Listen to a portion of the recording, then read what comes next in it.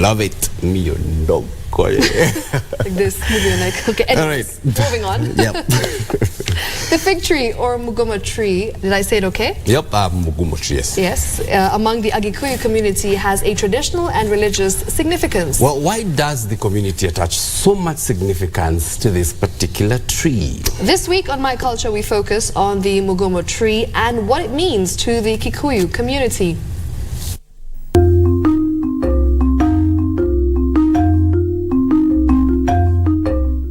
At Mugumo in Thika, Kiambu County, this 15-foot-long circular reinforcement is the only evidence that exists that shows the attempt that was aimed at protecting Mogo Akifiro's fig tree.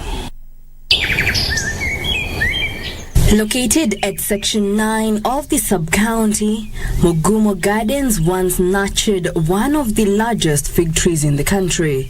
This now gazetted site was the place where Mugo, a Kikuyu seer, whose original name was Shege Wakifiro, predicted the coming of white settlers. According to elders, Mugo also predicted that the falling of a Mugumo would mark the end of the British rule in Kenya. Watu makija watamufanya nyinyi watumwa. Na wakati hiyo mti itakauka kutoka juu, ndio watakuwa wakienda kwao. In the past, the gardens were a place of worship for the Kikuyu community. The British decided to protect the Mugumo tree from falling by reinforcing it with metal bars and a circular iron ring that was filled with soil. Wazungu wakati walikuja hapa na walijua hii mti utaanguka, ndio walileta hii mapati na mawe wakasigira hiyo mti. Elders say the British feared that if the tree fell, the Kikuyu would start waging war and demand freedom. While little is known of the Mugumo Gardens, a tree was once planted here after a visit by Mzee Jomo Kenyatta in 1969. Kupanda hii mti huwezi kuchukua mbegu, huna mbegu huyu mti. Hiyo naona inatokea pale, ni pale mzizi inatokea. Mugumo is an evergreen type of fig whose wood is unsuitable for lumber or firewood.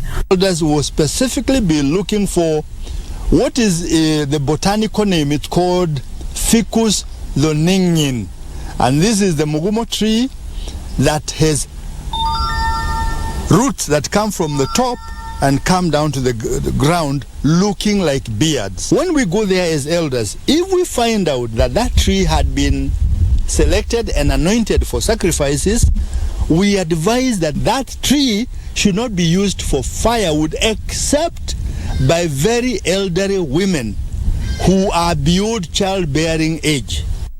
The tree can grow as tall as 90 meters or 295 feet in forest or savanna and is invaluable in conserving soil moisture and fertility.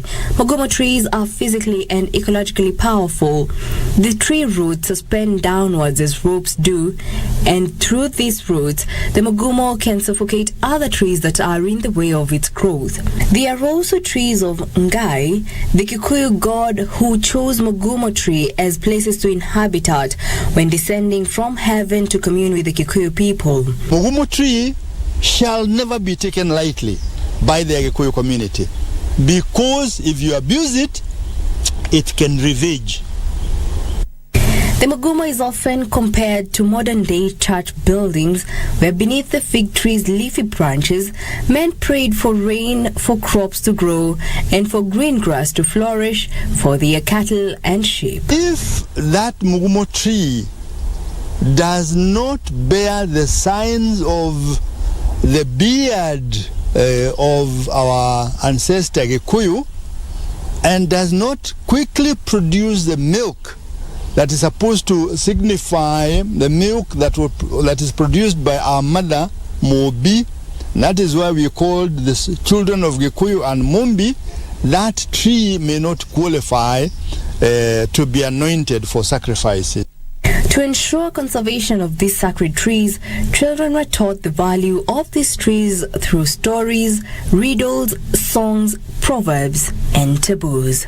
During the changeover of leadership of the community, the incoming elders would plant their Mugumo trees where they will offer sacrifices when they are handing over to the incoming ruling class.